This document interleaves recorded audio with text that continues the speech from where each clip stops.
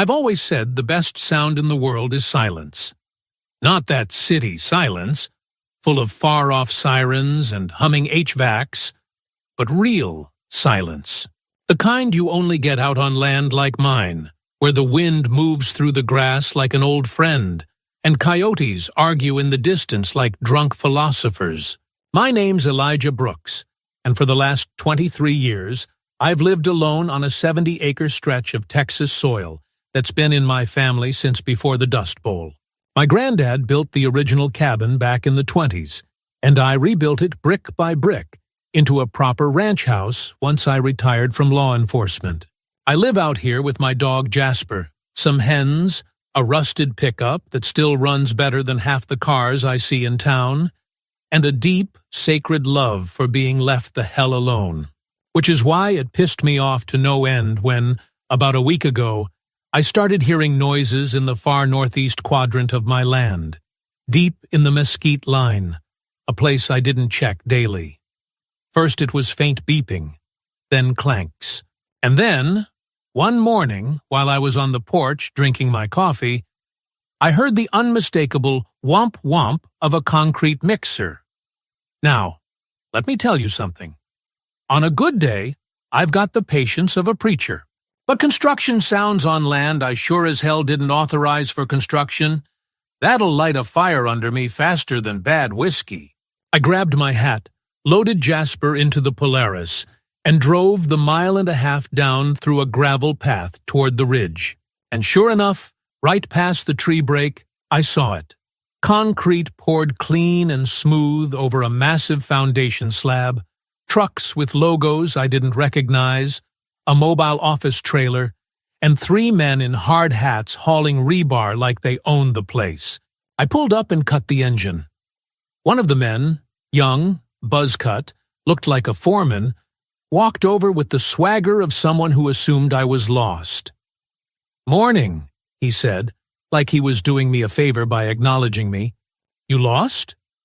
"No," I said, sliding off the ATV. "But you might be." He raised an eyebrow.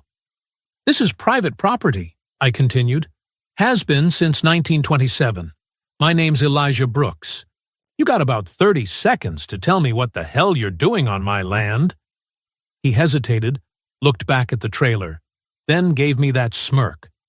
Half corporate, half condescending. "We've got authorization from the HOA," he said, pulling a laminated permit from his vest. "Delbrook Commercial Logistics. Storage unit facility for Phase 2 of the regional expansion. All approved." I took the paper from his hand and gave it a good look. It was clean, official-looking, complete with stamps and legal jargon, except nowhere on it did it mention my name or my lot number. "There's just one problem," I said, holding it out like a dead rat. "I ain't part of any HOA." "Sir," he said, clearly tired of me already, "I think you need to take this up with your local association. We're just the builders. And I think you need to shut this down before I start issuing trespassing complaints," I snapped back.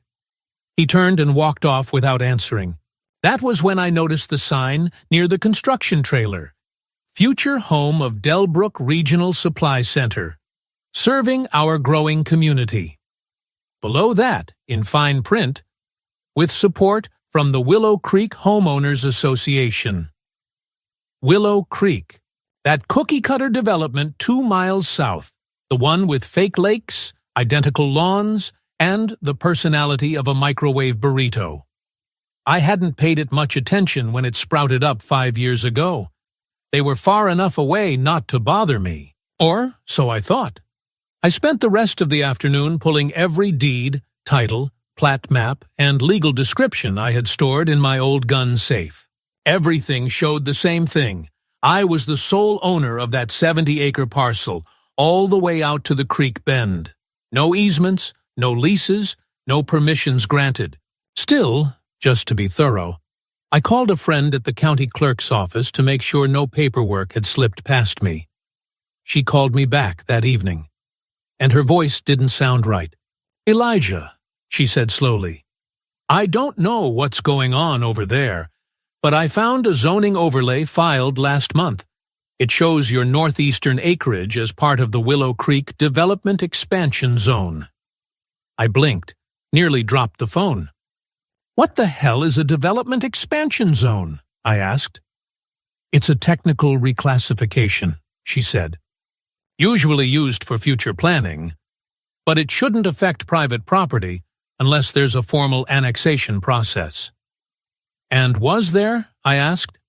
No, not that I can see, she said. But the way this was filed, it's like someone fast-tracked it.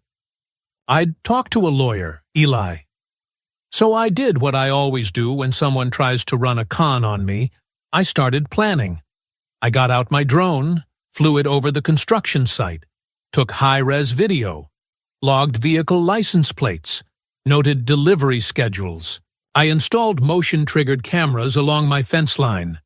I ordered private property, no trespassing signs, and put them up like it was Normandy.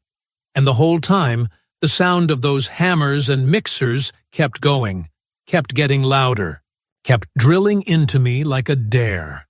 Someone was building a damn warehouse on my land, and the HOA, or whoever the hell they were, thought I wouldn't notice. Well, they noticed wrong. The next morning I drove into Willow Creek, that HOA hive of beige conformity, where every house looked cloned and every lawn smelled like fertilizer and fear. Even the air felt regulated.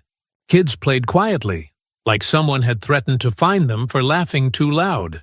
I parked near the HOA administrative building, which was really just a glorified glass box with inspirational posters about community unity taped crookedly on the inside. Jasper sat in the passenger seat, ears perked as if ready to bail me out if I made a poor life decision, which, judging by the situation, I probably was. Inside, a woman with unnaturally straight blonde hair and a smile stretched so tight it looked painful sat at the reception desk. Her nameplate read, Cynthia, HOA Relations Specialist. I need to speak to whoever approved commercial construction on my property, I said. Her smile flickered. Do you have an appointment? No, I replied, crossing my arms. Because I didn't know I needed to schedule one to stop strangers from pouring concrete on my land. She typed something, eyes darting between me and her screen. I watched her posture change the moment she read my name. She froze, like a raccoon caught elbow-deep in a trash can. Ah, President Devereaux can see you now. President? Of course. I followed Cynthia down a hall lined with framed stock photos of happy families holding clipboards and smiling at yard work. The last door opened into an office that was the visual definition of, I watch political thrillers and take notes. There she was, Karen Devereaux. White blazer, designer pen, lipstick like dried blood, eyes that looked at people not as humans, but as variables in her personal equation. She didn't stand when I entered. Elijah Brooks, she said, like she'd been expecting me. Please, sit. I didn't. What the hell are you doing on my land? I asked. Karen folded her hands neatly, as if I'd just asked her to pass the sugar. We're developing community logistics infrastructure, she answered. Your parcel was included in Phase 2 after a community referendum. Community referendum? I repeated. I'm not part of your community. She tapped a file on her desk with one manicured finger. The results were overwhelmingly supportive. 87% in favor. 87% of what? I snapped. Ghosts? Imaginary friends? I never voted. I never signed anything. Yes, she said sweetly. You didn't. But the community did. She pushed a stack of printed voting results toward me. Names, signatures, timestamps. I recognized some. Residents from Willow Creek. But I also recognized others. People who'd moved away years ago. And 2 who were dead. You forged votes. We processed community sentiment, she corrected. I started laughing. The kind of laugh that happens when the situation is so insane, there's no other reaction left. She leaned back, studying me the way a shopper studies fruit for defects. You could have been part of this, she said. We attempted to contact you several times. No, you didn't. And even if you had, my land isn't for sale. Oh, Elijah. She exhaled like I was a misbehaving child. You don't understand how progress works. Then she stood and walked to a map pinned to her wall. A development expansion map. Shades of pastel showing zones of future construction. My ranch was highlighted in red. Labeled Logistics, Expansion, Phase 2.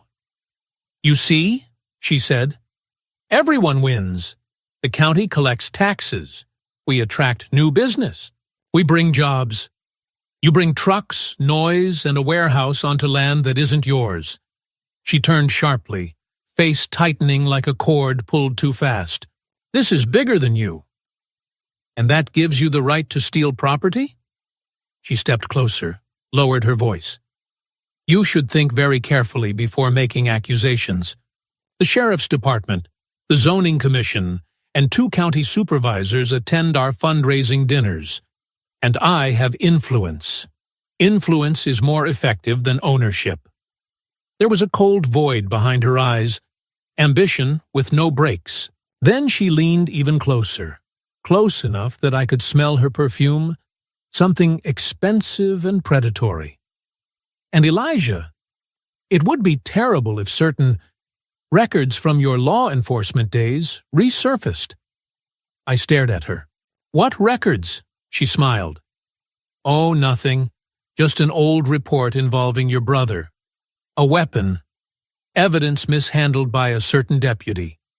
You were still new back then, weren't you? For a split second, I forgot how to breathe. She dug through a drawer, pulled out a folder, and slid it toward me without opening it. A misplaced form. A missing chain of custody entry. It could look incriminating, especially in a political climate that loves a scandal. My hands curled into fists. You're threatening me with fabricated charges to take my land. I'm offering you a chance to cooperate, she said lightly. Sign the easement agreement, step aside, and let us finish the warehouse. I didn't take the folder. I leaned over her desk until we were eye to eye. You have no idea what kind of hell you just opened. She smiled, slow, confident, chilling. We'll see. I walked out before I did something that would prove her point. Back in my truck, Jasper nudged my hand, sensing the storm building behind my ribs. I scratched behind his ears, staring at that damn HOA building in the rearview mirror. This wasn't a misunderstanding. This was an ambush, and Karen Devereaux was willing to burn the world down to expand her empire. All right, then. If she wanted a fight, she was damn well going to get one. I didn't sleep that night. I sat at the kitchen table with a pot of coffee and every scrap of paperwork I owned spread out across the wood. Jasper lay under my chair like a furry sandbag, snoring occasionally, unaware that the world outside had shifted into full war mode. By sunrise, I had reached a conclusion. If Karen wanted to play dirty, I was done playing polite. My first call was to an attorney, Clarissa Bates, former district judge, now a property rights bulldog. Tougher than barbed wire and twice as sharp. She answered on the second ring. Elijah Brooks, she said, not even bothering with a greeting. If you're calling me, you've either been arrested or someone's trying to steal your land. Option 2, I muttered. And they're ambitious. Come by my office in an hour, she said. Bring everything. Her office was in town, tucked between a pawn shop and a nail salon, smelling faintly of burnt coffee and printer toner. Clarissa looked exactly how an attorney should look when preparing to ruin someone's life.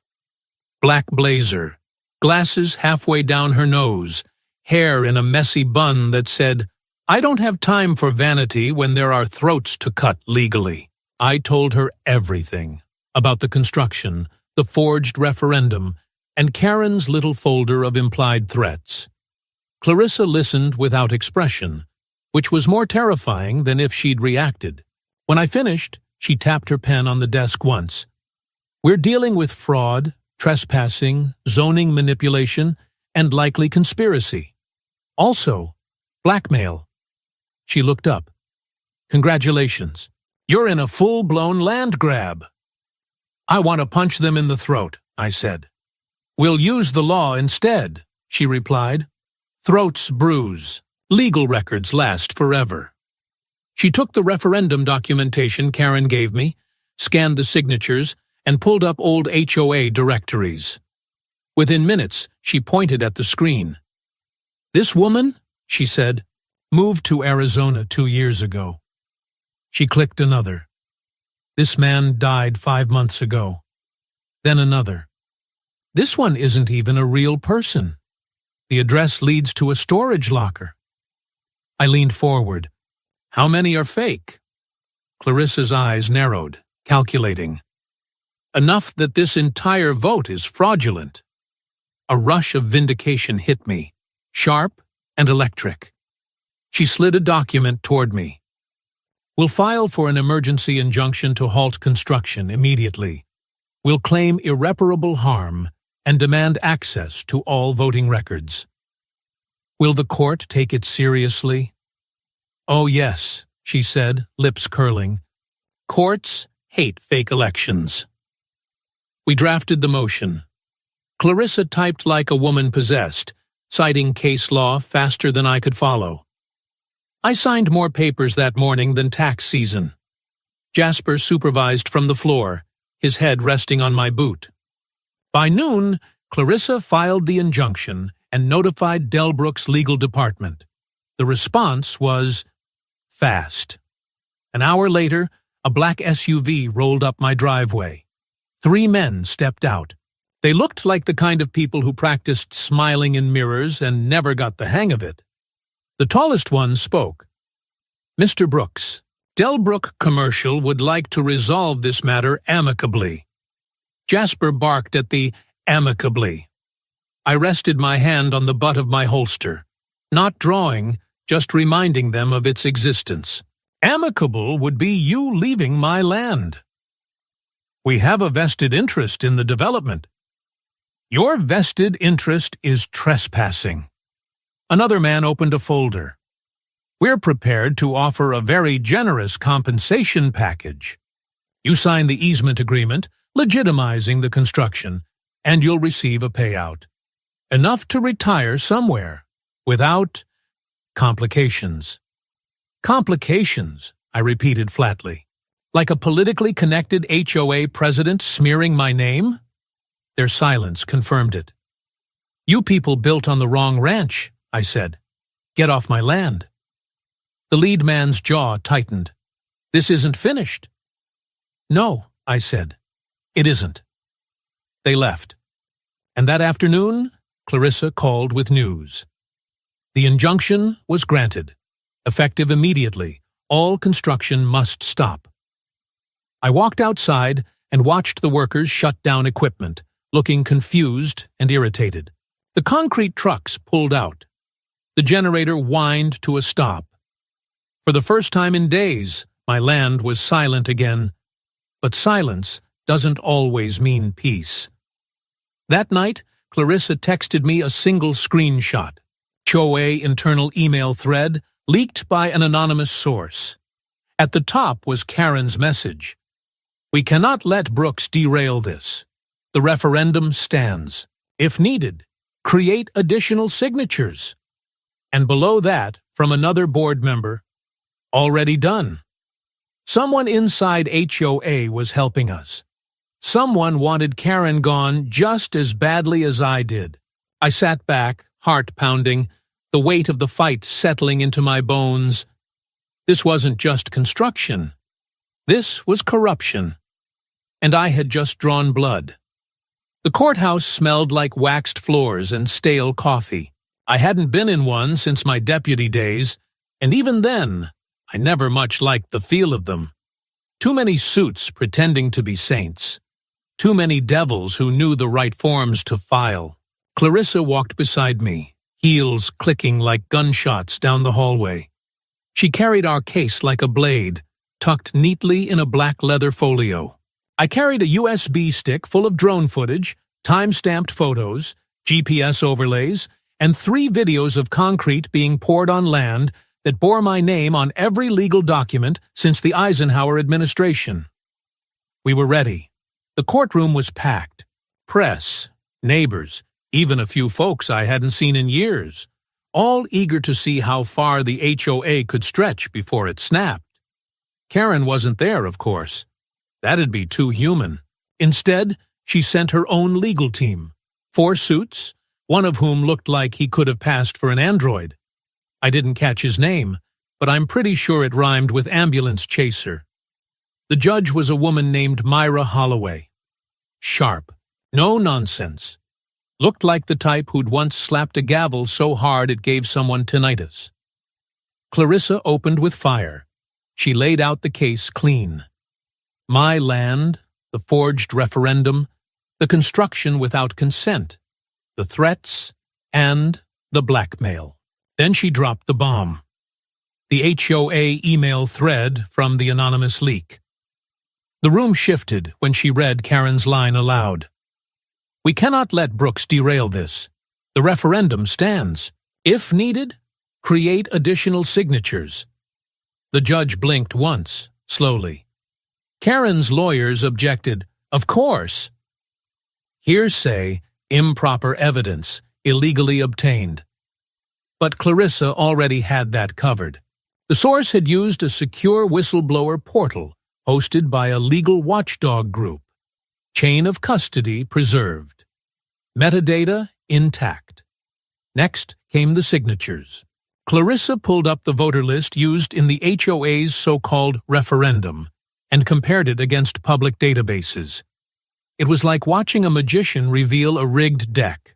Dead voters, fake addresses, duplicate names. One person signed in 2 states at the same time, and then we played the drone footage. Wide-angle shots of the slab poured, trucks moving in, construction crews operating less than 30 yards from my posted private property signs. Dates, times, all of it unmissable.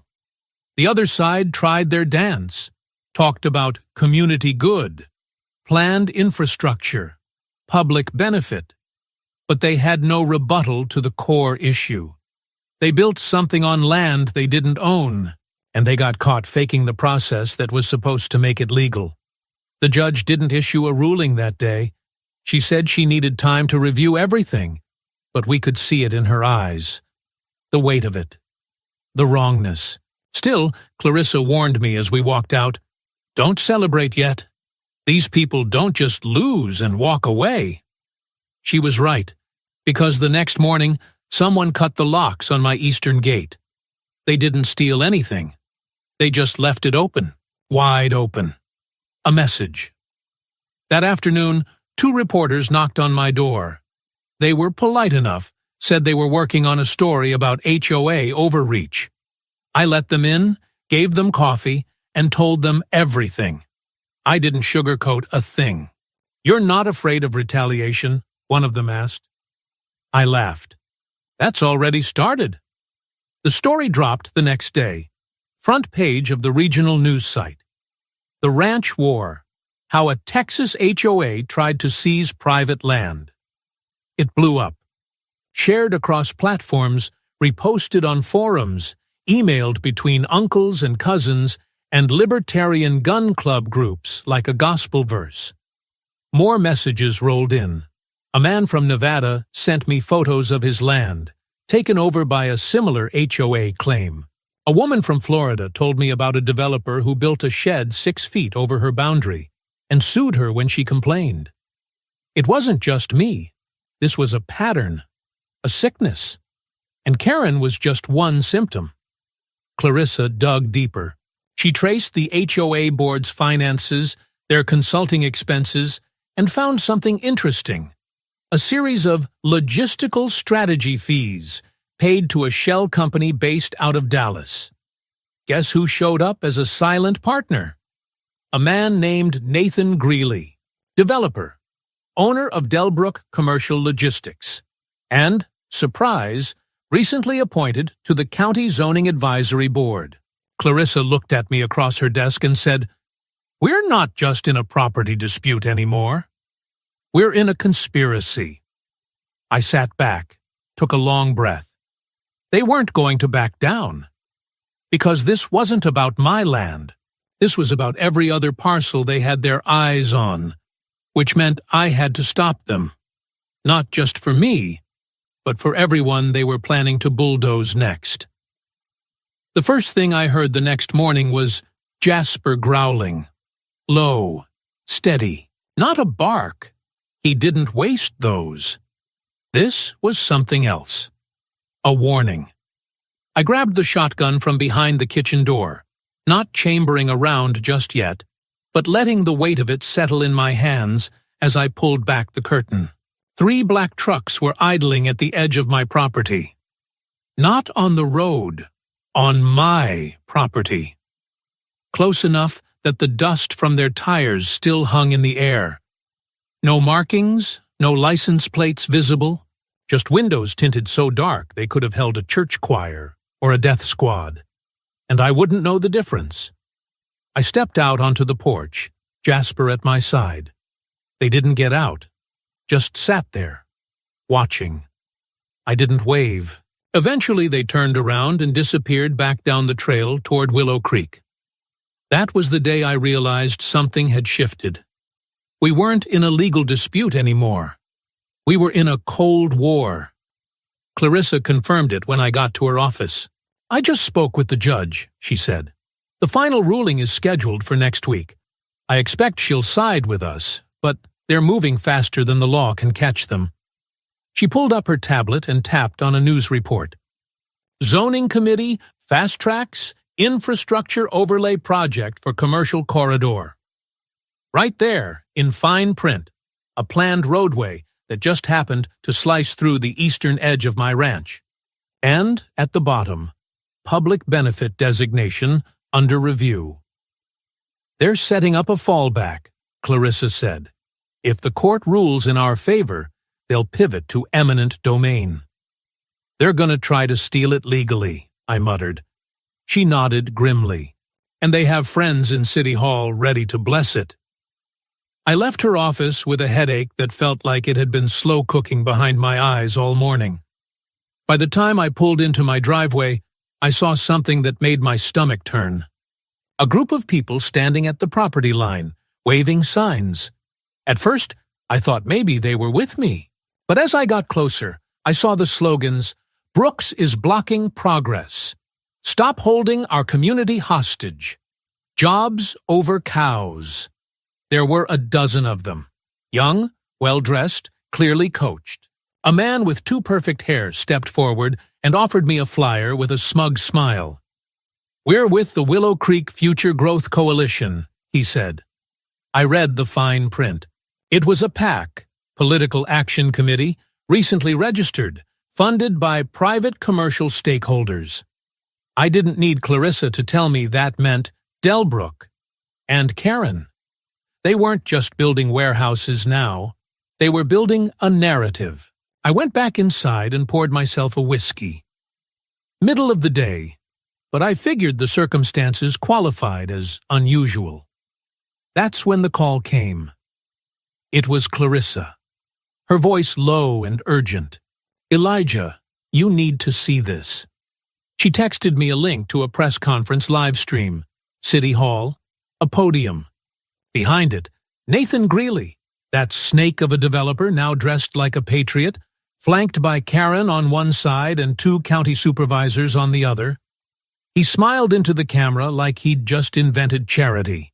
"We are proud to announce a bold initiative to bring jobs, logistics, infrastructure, and economic revitalization to our community," he said. With the support of the Willow Creek HOA and thousands of local residents, We're taking the necessary steps to expand our development corridor and meet the needs of a growing region. Karen took the mic next, and I'll be damned if she didn't say it with a straight face. There are isolated voices trying to block progress, individuals clinging to outdated notions of private entitlement. But this is bigger than one person. I felt the whiskey boil in my veins. She was rewriting the story, turning me into the villain. Clarissa was already on it. We need to go public, full blast, take the gloves off. So we did. That night, we launched a website, notyourland.org. It had drone footage, court filings, voter fraud evidence, and a map overlay showing just how far their development plan extended. Into dozens of privately owned plots. It went viral within hours. The next morning, our story was picked up by 3 national outlets. Emails started flooding in. Attorneys, journalists, even a few politicians sniffing around for a populist cause. And then, the real break came. The whistleblower reached out again. This time, not just with emails. They sent us video recordings, board meetings, Zoom calls, voice memos, Karen laughing, saying, "If we bulldoze it fast enough, by the time they win in court, it won't matter." Nathan replying, "We'll bury him in paperwork. Nobody cares what some old man thinks if the tax base goes up." I watched those clips on a loop, rage simmering into something cold and focused. We uploaded the videos to the site. Within 24 hours, a state representative publicly called for a criminal investigation into the HOA board and Delbrook's zoning influence. Karen's smirk finally cracked, but she still had one card left to play. That Friday, I received a letter from the County Land Use Office. They had accepted a request, filed by the HOA, to reclassify part of my property as potential shared use land pending review. I read it twice. They weren't just ignoring the court case. They were pretending it never happened. The war had gone federal, and I had no intention of losing. The ruling came down on a Tuesday.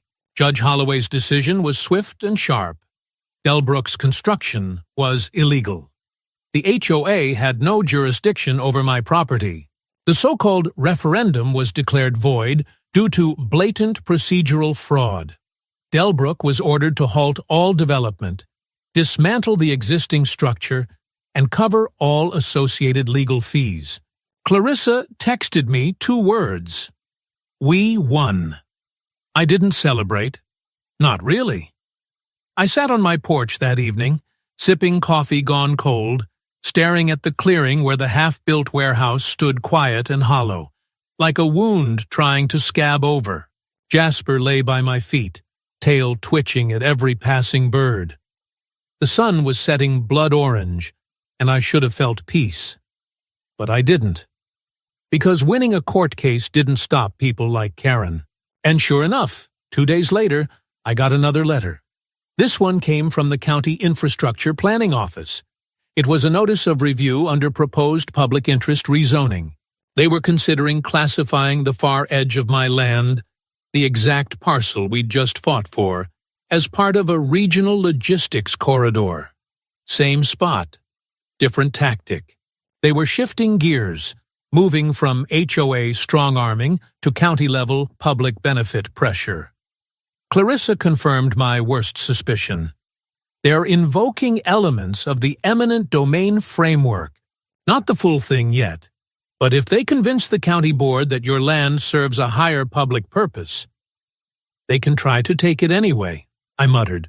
And now that Greeley's on the zoning board, she said, they've got a mouthpiece inside. I'd already won once, and here we were again. Same battlefield. New uniform. That night, I got another visit. This time from a young reporter named Mallory, freelance, hungry, and mad as hell. I've been digging, she said. This rezoning thing? You're not the only one. They've filed similar paperwork on 7 other properties in the county. Small ranches, older owners, people off the grid. My stomach turned. It's a land sweep, she continued.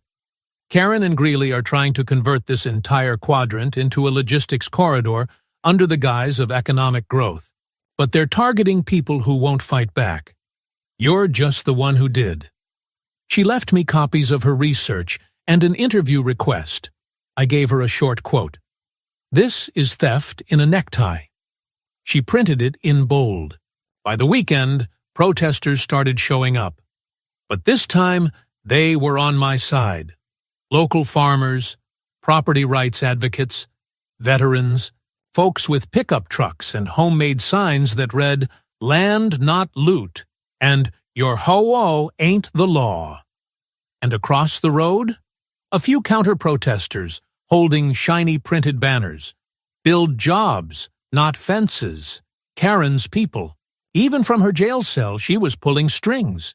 But what she didn't know was that I was pulling my own. Clarissa had just filed a federal petition, alleging systemic abuse of zoning authority, coordinated fraud across municipal and private entities, and violation of constitutional protections on private property. This wasn't just about me anymore. This was a case that could bring down everything Karen had built. It took almost a year, a full rotation of seasons, from the sting of last winter's legal war to the sweat and storms of a Texas summer. But when it ended hard. The federal court ruled in our favor, in resounding, scathing language. The judge called it a systemic abuse of municipal zoning, orchestrated by private interests under the veil of public service. Karen Devereaux was sentenced to 8 years for fraud, conspiracy, and unlawful coercion. Nathan Greeley resigned before he could be indicted, but not before Delbrook's contracts across 3 counties were frozen. And the warehouse? Gone. Ripped down to its foundation. The land graded and returned, by court order, to its natural state. As if none of it had ever happened. They even had to replant native grasses. Jasper and I stood at the edge of that field one morning, watching the last construction vehicle haul away debris. He barked once, sharp and proud. I didn't smile. Not yet. I waited until fall. That's when I invited everyone out. Neighbors, farmers, protesters, even Clarissa and Mallory. We grilled brisket, served sweet tea, and raised a rusted American flag my granddad once flew over this ranch in the 40s. Someone brought a cake that said, "Not for sale," in red icing. At one point, a kid tugged on my shirt. Big-eyed, maybe 7. "Mr. Elijah," he said, "what if they try again?" I looked out across my land, the grass golden in the low light. "If they do," I said, "we'll be ready. But next time, they won't be facing one man." I looked around at all of them, tired, stubborn, loyal. They'll be facing all of us. And for the first time in a long while, I smiled.